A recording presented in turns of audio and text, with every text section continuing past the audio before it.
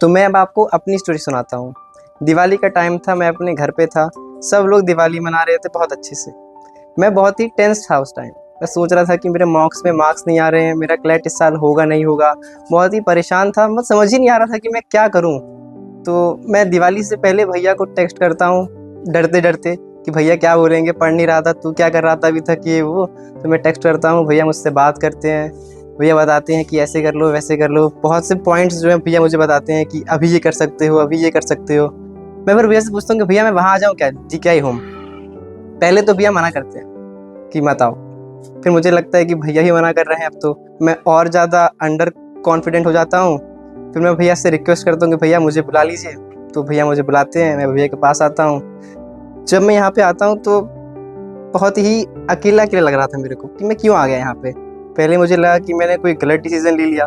मैं आता हूँ, पहले दिन तो भैया नहीं मिलते हैं, दूसरे दिन भैया नहीं मिलते हैं, उसके नेक्स्ट डे भैया आते हैं। मैं अपने क्लासरूम में बैठा हुआ होता हूँ, भैया क्लास में एंटर करते हैं और भैया कहते हैं तुम बाहर आओ। मैं उठता हूँ, बाहर आता हूँ, भैया कहते हैं चप्पल पहनो, टहलने चलते हैं। मैं चप्पल पहनता हूँ, हम भैया टहलने चलते हैं। सबसे पहला क्वेश्चन जो भैया मुझसे पूछते हैं कि कैसा लग रहा है। तो मैं कहता हूँ कि भैया बहुत ही धड़कनें बढ़ी हुई हैं मेरी इस समय। वे कहते हैं किस चीज़ को लेकर। मैं कहता हूँ कि मॉक्स को लेकर और आपसे मिलकर।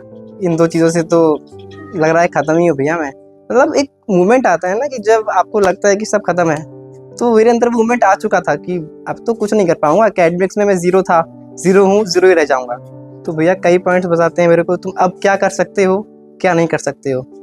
भैया ने सारे पॉइंट्स बताए मेरे को कि तुम मॉक्स में किस तरीके से अपने मार्क्स को बढ़ा सकते हो।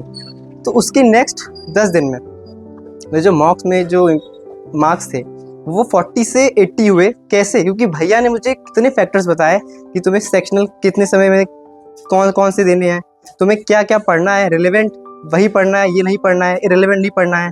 ये सब सारे पॉइंट्स भैया ने मेरे को बताए। तो उसके बाद मेरे जो मार्क्स थे 40 से 80 में गए। वो मोमेंट जो था, क्योंकि मेरे मार्क्स 80 में कभी नहीं आए थे, लिटरली कभी नहीं आए थे। मैं उस दिन इतना खुश था। भैया ने मुझसे कहा था कि तो आज क्या पार्टी, तो मैंने कहा भैया बस पार्टी समझिए भैया। तो मैं बहुत ही खुश था उस दिन। भैया ने मुझे बताया कैसे करना है, क्या करना है। फिर उसके बाद धीरे धीरे मेरे मॉक्स में जो मार्क्स थे वो बढ़ते ही गए।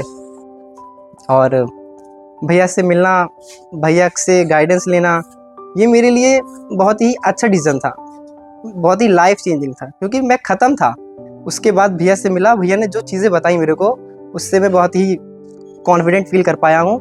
और इसके लिए मैं बहुत बहुत थैंक यू कहना चाहूँगा भैया को। थैंक यू सो मच भैया।